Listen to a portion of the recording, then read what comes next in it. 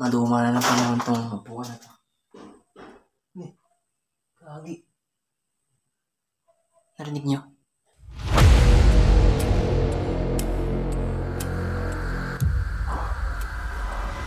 Kalabog. Oo. Bakit ako kalabog? Lang si baba. Oo, nasa second floor. Lang si baba. Oo, lakas. Ayun, ayun. Parang may akit sa atin.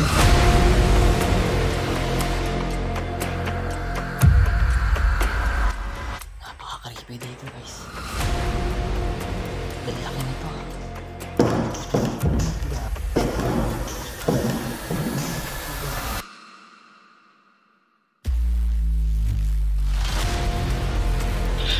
Ikaw ba yung naglalabog kanina sa baba? Ano pangalan mo?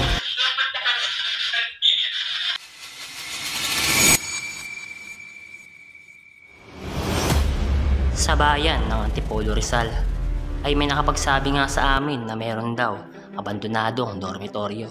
Kaya kaagad namin itong pinuntahan para alamin kung ano ba ang kwento nito.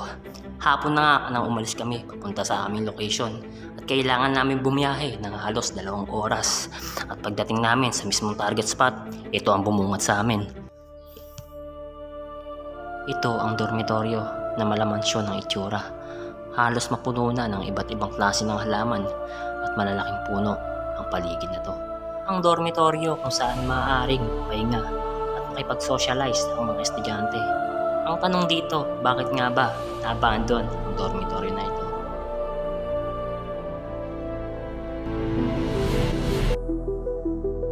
Sa pagkakataon na ito, hindi nagpaunlak ng panayam na mapakita sa camera ang caretaker ng abandoned dormitory, pero nagsalaysay siya kanyang nalalaman tungkol sa abandoned dormitory.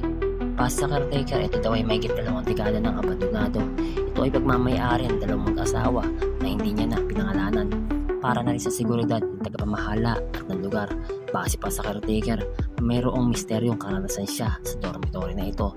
Nakakakilabot, kaya lang hindi niya na sinabi pa ang iba pang pangyayaring nagaganap sa lugar.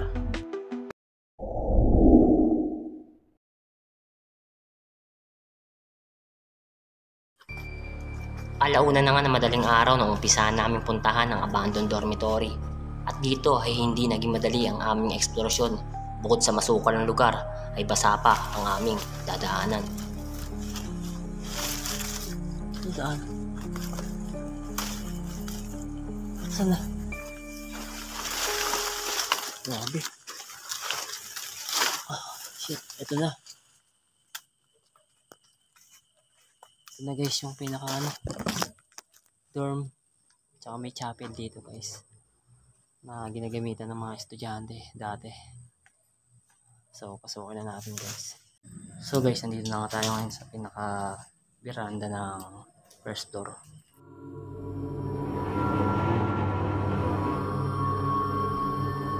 So pasukin na natin to guys.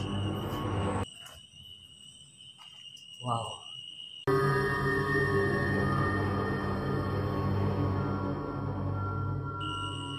So guys, ito daw isang chapel sabi ng caretaker. Tsaka may mga dorm dito ng mga estudyante na pag mga nagpapahinga dito raw pag nagka-camping dito raw sila napunta.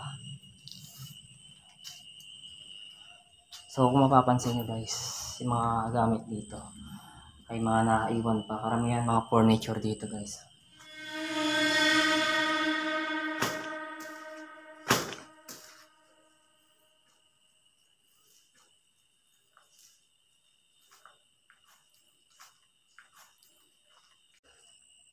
So guys, pagpasok natin, ito ang bubungad sa atin. Grabe, ang daming naiwang gamit dito. Ayan guys. Napaka-creepy dito guys. Dalaki nito.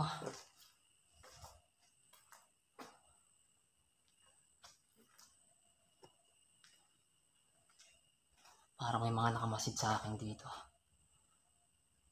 Maya-maya may mga nalalaglag na galing lang siguro sa mga sanga ng mga puno rito. Pero nakakatakot.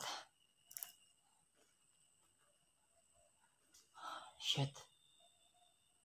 Itong chapel na to guys, or dorm ng mga estudyante ay mahigit 20 years na raw na abandon.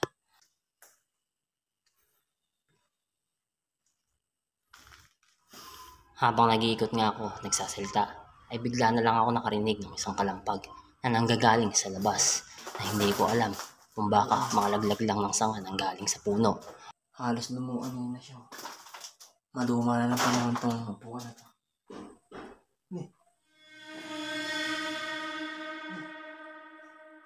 Gagi. Narinig niyo?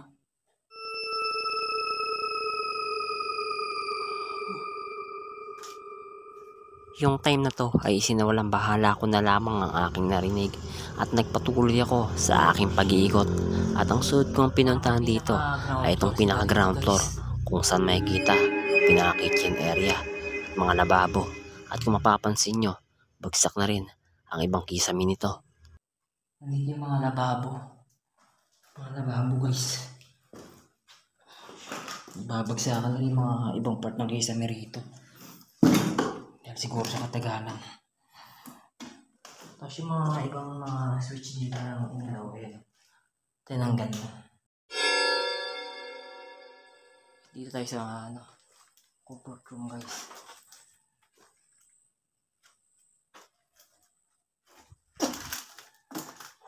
Shit. Dito naman sa pinakalikuran kung saan makikita ang pinaka comfort room at bagsak na rin ang ibang parte nito.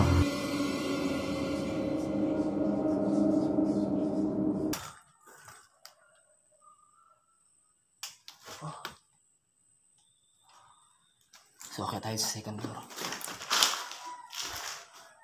Ang suod kong pinuntahan dito ay ang second floor. At habang papaakyat nga ako, ay pinapakiramdaman ko ang bawat paligid ng lugar.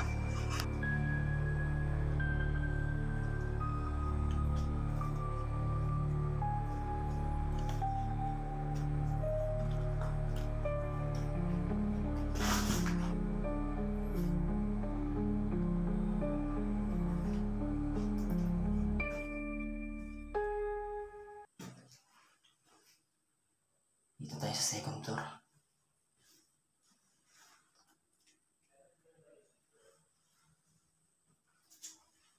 Ang una kong chinek dito sa second floor ay itong pinaka-biranda kung saan may naiwang mga upuan at lamesa. Ano guys, ito yung pinaka-biranda.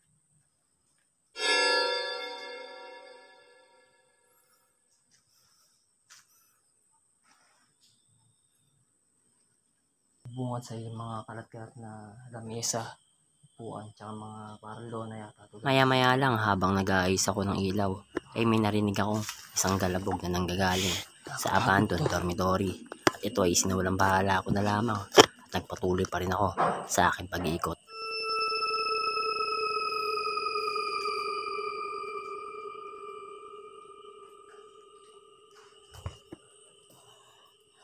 Medyo mahina na ilaw ko guys. Ang suod ko ang chinek dito ay ang bawat area ng second floor.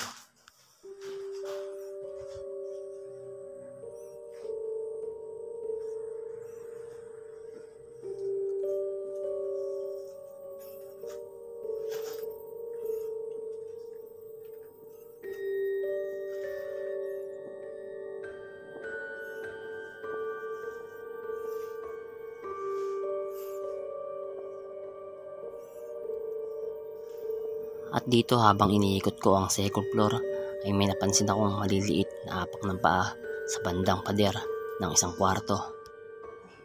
Gagi, ano to? Ano to guys?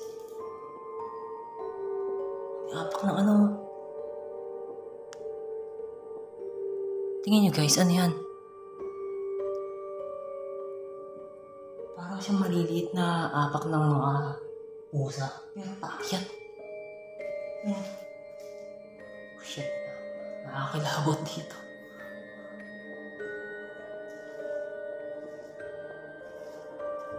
Yung hallway makikita mo rito. Ang creepy.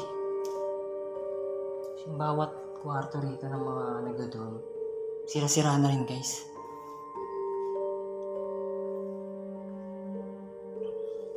Tapos Tapos nandito pa yung mga ibang higaan na ayun o, mga bakal. Buti mga walang kumukuha rito guys. Dahil liblib tong lugar na to. Liblib to, kaya siguro walang nagbabalak kumuha o magnakaw dito dahil natatakot din guys.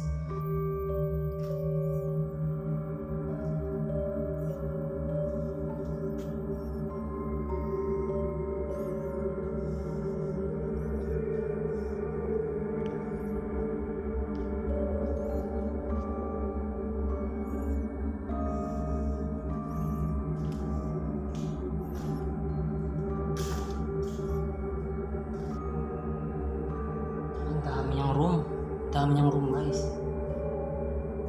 May per exit pala siya dito guys. Yung comfort room.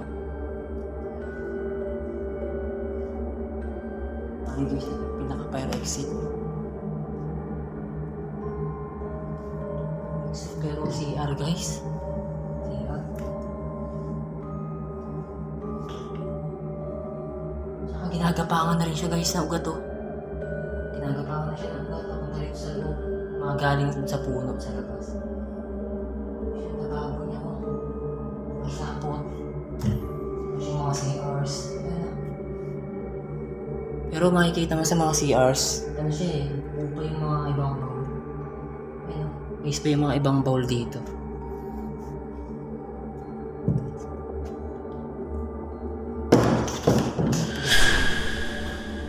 Sa parahan. Hindi guys, kasi ganito yung pinto eh, natutulak talaga siya. So hindi siya gawa ng hangin. Dahil sadyang natutulak yung pinto. So hindi siya paranormal na.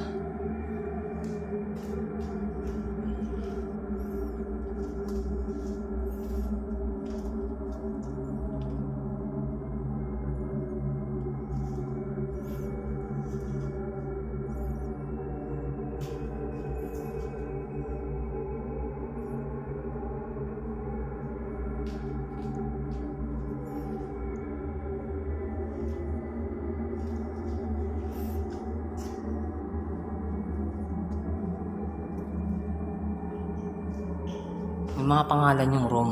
Ayun. Bawat room dito may mga pangalan. San Andres. Nakalagay, San Andres. Makikita nyo yan. San Andres. Tapos San Juan. Ayun. May mga pangalan yung bawat room. Siguro, bawat room dito ay grupo-grupo.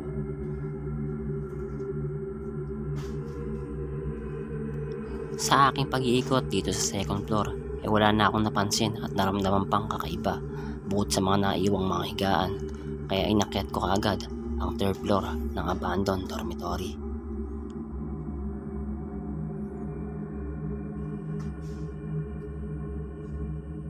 Ay siya na kayo dahil medyo mahina na yung ilaw natin. Hindi na kinaya ng ating battery dahil sobrang lawak rin ang ito.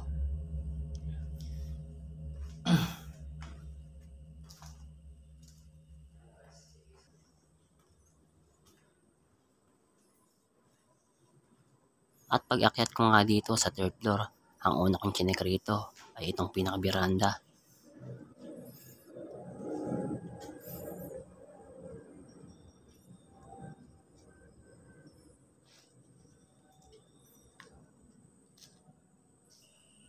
Sobrang ganda talaga naman na ito guys. Nakakapanghinayang dahil sobrang ganda talaga. At dito ay nagpahinga ako saglit.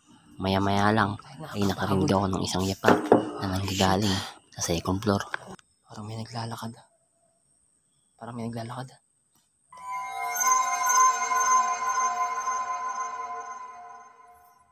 Yung time na to ay hindi pa rin ako nagpadala sa takot at nagpatuloy pa rin ako sa aking pag-iikot. Ang sunod ko yung chinek dito ay ang bawat area ng third floor at kung mapapansin nyo ay sira na ang ibang parte ng kwarto dito.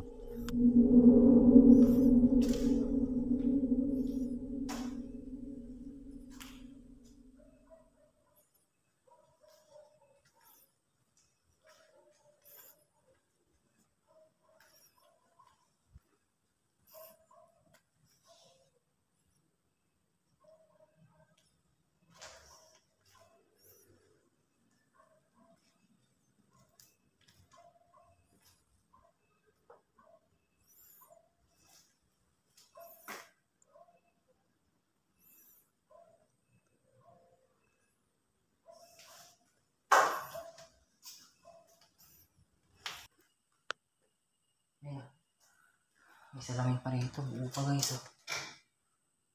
Wow. Ang creepy.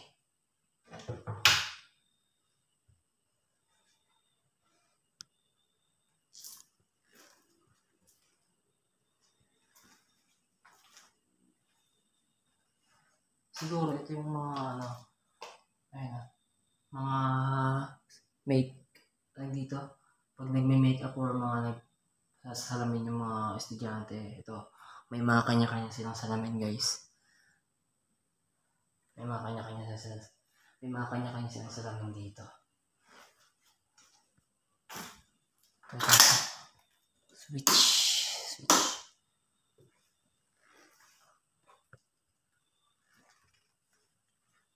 Oh. Dito kwarto rin guys. Oh.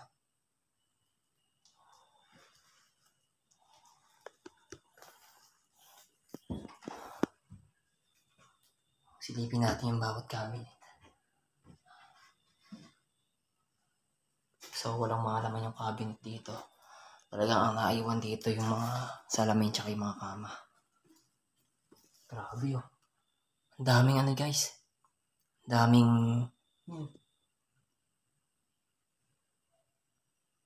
Ano yan? Parang may nakasilip. Banda lang pala ng ilaw. Grabe guys, ang daming kwarto dito. Hindi ko alam guys kung galing na sa labas yun ah. Siguro mga bagsak lang ng puno.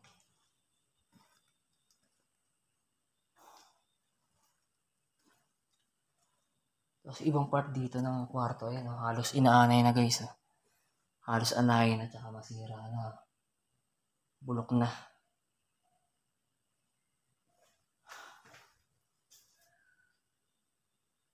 Bagsak na rin yung mga ibang kisame rito. So, ang ibang part ng kwarto rito, hindi natin pinasok. Gawa ng pare-pareho lang naman.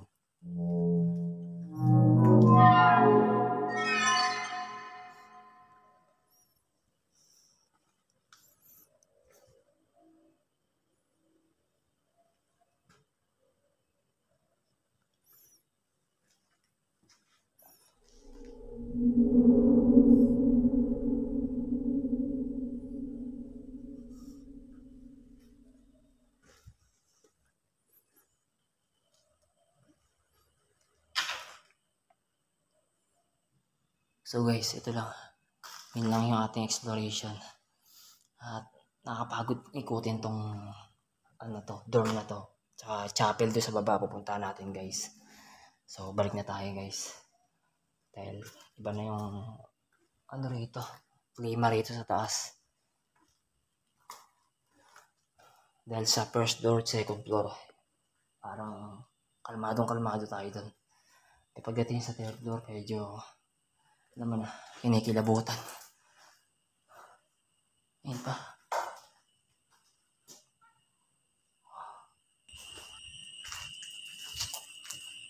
So guys, ito na yung pinaka-chapel. Ito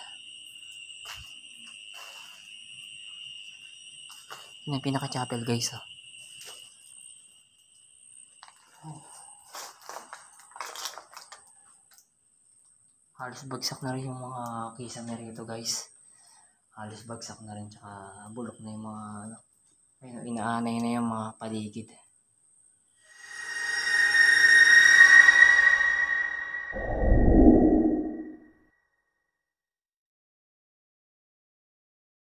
Alas 3:30 na nang umpisa namin ang pag-iimbestiga sa lugar na ito. At dito ay inumpisa na nga namin magtanong sa mga dala naming aparato. Parang normal na nangyayari dito. Pinahintulutan po namin kayo na lumapit sa amin ngayon dito. Kung meron na kami kasama ngayon,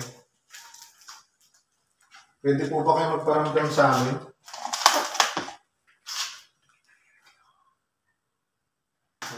Sa ano? Pwede po ba kayo lumapit sa amin dito ngayon?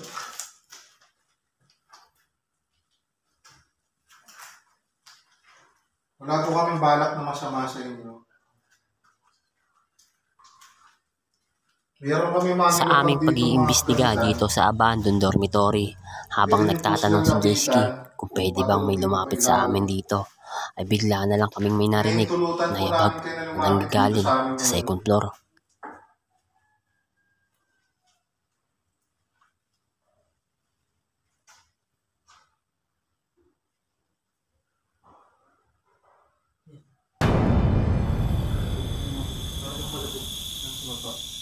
Sa second floor, nasa baba. Pin ko sa second floor yun. Sa baba? Oo. Hindi patak na ulan yun. Hindi. Hindi nakasunog. Oo, ang lakas. Ayun, Ayun. parang may aakyat sa atin.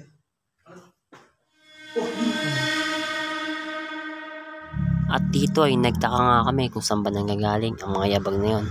At medyo nagpanic nga kami. Maya-maya ay parang may narinig kaming mga yapak na papalapit sa amin. Pero habang naglalakad, mas tumatakbo na. Oo. Second floor, no? Lalaro lang. Pwede po kayong lumapit sa amin dito ngayon. Ilang sandali lang ito mahimik kami at maya-maya ay pinapakiramdaman namin ang mga nasa paligid namin. Wala po kami balak na masama sa inyo. Kumukuha lang po kami ng dokumentaryo tungkol sa mga kwento dito. Ano po kayo? Ha? Narinig mo? Dalawang beses naman po. Paikot yun. Parang galing na sana. Saan galing ba ba? No? Galing baba. Tapos kung nasa second yun. Kung nandito po kayo, pwede niyong daanin yung mga nilagay namin gamit. Para maramdam namin yung presence niya. Kahit ano po dito. Naririnig po namin kayo kanina. Pwede niya po bang ulitin? Blink. Nakita mo blink. Pwede niyo po bang kapitan tong gamit na to? Nasa harapan ko.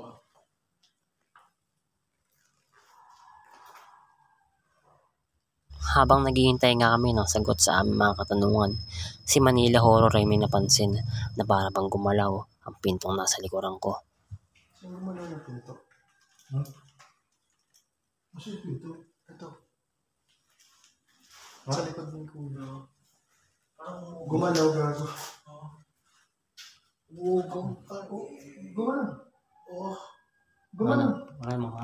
At dito ay nagtry na nga kami gumamit ng spirit box at inumpisahan na nga ulit namin magtanong kung may sasagot ba Gamit po sa kami ng aparato isang ito. aparato dito. Pwede po kayo mapag-usap dito sa amin. Dito. Meron ba kami kasama ngayon dito? Oo, alis ka na.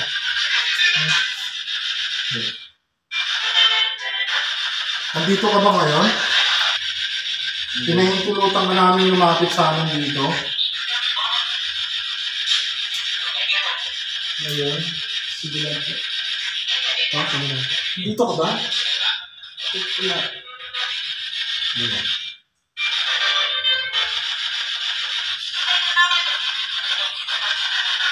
Babae? Oo, babae. Isa ka bang babae?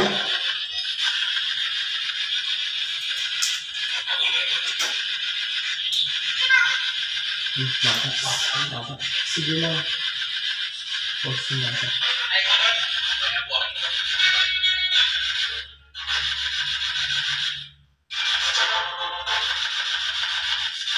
Ito po yung naggalabog kanina sa baba?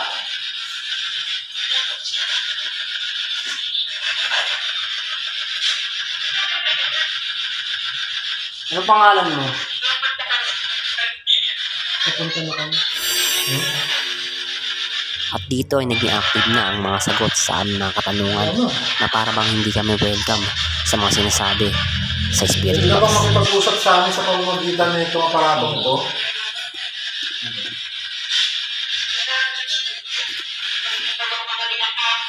Andito kami lahat. Hindi kami lahat. Ha? Nandito kami lahat. Andito kami lahat. Andito kami lahat. Hindi na putol. Bakit ka ano? Nanginginig sa ulo ko. Ilan kayo dito? Ilan kayo dito ngayon? Ilan kayo?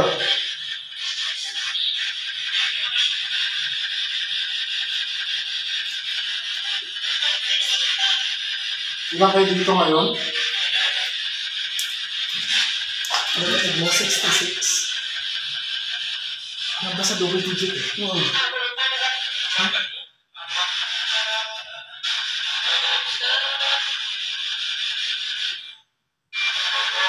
Bago, pumunti. Okay. Ilitin mo, ilan po kayo nandito ngayon?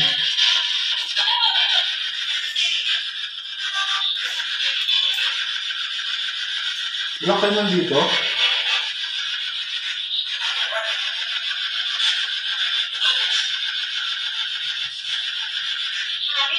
Madami. Madami sa likod. Kaya yun. Ha? First time ko maintindihan yung ganyan. Ha? First time ko maintindihan yung ganyan. Sabi mo. Sabi na guys, marami talaga sila dito. Babae ka bang kausap namin ngayon?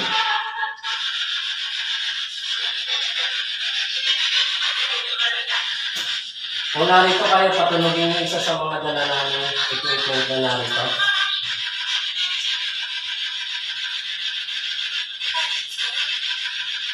Pwede niyo bang patunogin yung music box, webpad, EMF?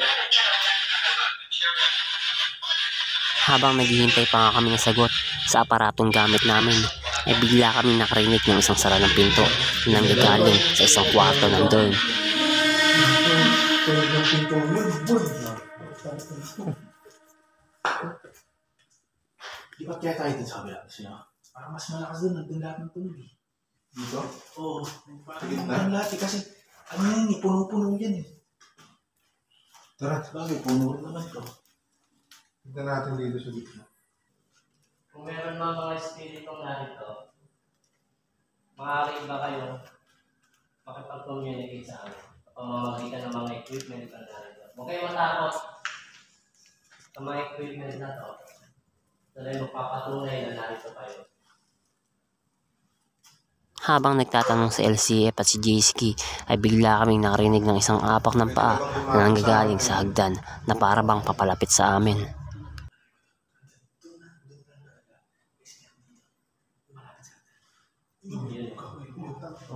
Tama dun.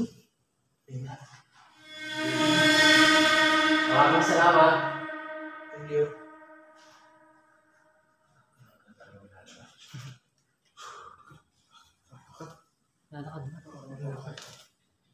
Ikaw pa yung naglalakad?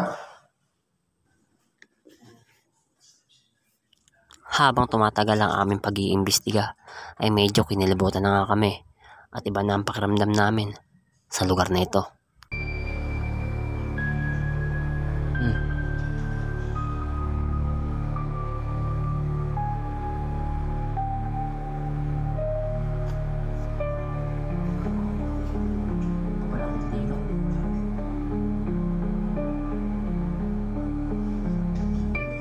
Dahil nga sa magkakasunod na narinig naming mga tunog ay napagpasyahan naming lumipat ng pag-iimbestiga sa second floor kung saan kami may narinig na mga yapak at yabag. Ang ganda. Dito sa second floor ay muli kami nag-imbestiga at nagtanong kung may sasagot ba sa mga dala naming Dito aparato. ka ba sa ikalawang palapag?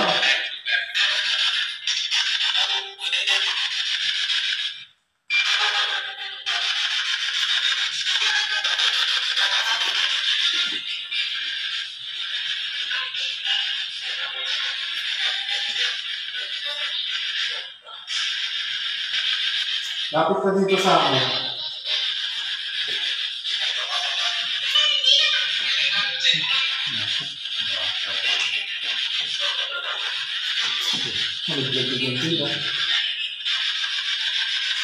Pwede na lumakad dito sa mga hallway, sa mga equipments na sinatak namin. Abot pala rin. Patay ka rin dito ulit. Kusog ka.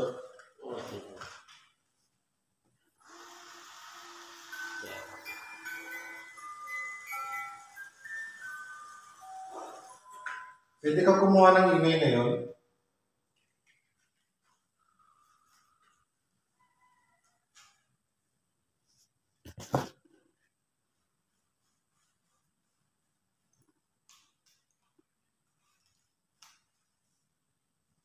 Dito sa second floor ay naging madalang na ang mga sagot sa spirit box at medyo tahimik na rin ang paligid. Hindi kagaya sa third floor na sunod-sunod ang mga ingay o tunog na naririnig namin. Ang sunod nga namin ginawa ay nagpatay kami ng ilang ilaw kung magiging active ba ang pagpaparamdam sa lugar na ito. Pwede ka mapag-usap sa pamamagitan nito. Magbigay nga kayo ng pangalan niyo dito ngayon.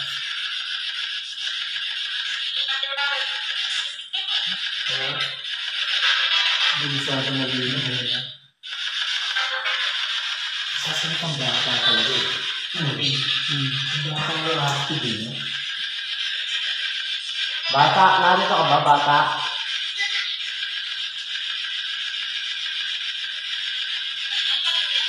Isa ka bang bata?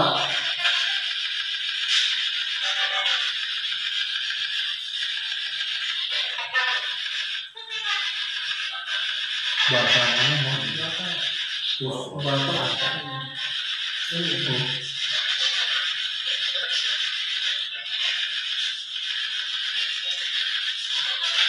Pwede mong lapitan yung mga nilapag namin dito.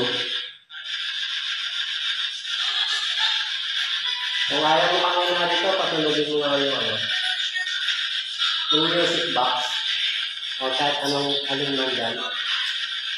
Gusto mo na bang umalis kami?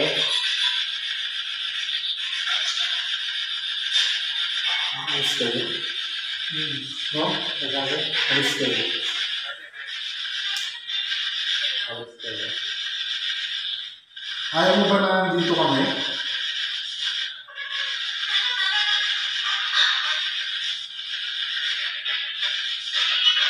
Alis na ba kami?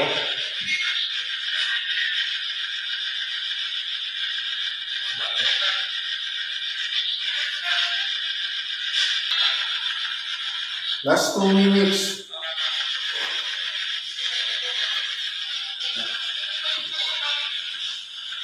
Alis na kami.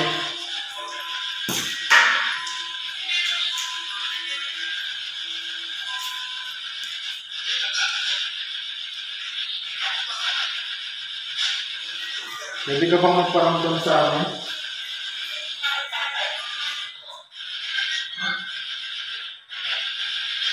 Last 1 minute.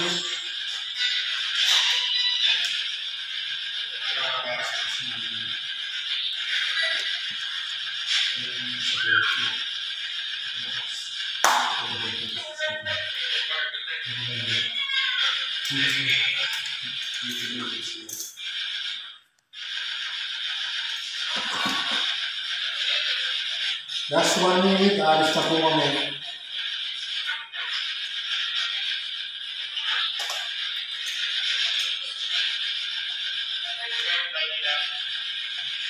Sa oras na to ay wala na kami nakuha pang ibang sagot sa mga gamit naming aparato, kaya napag-desisyon namin tapusin na ang investigasyon na to sa abandoned dormitory.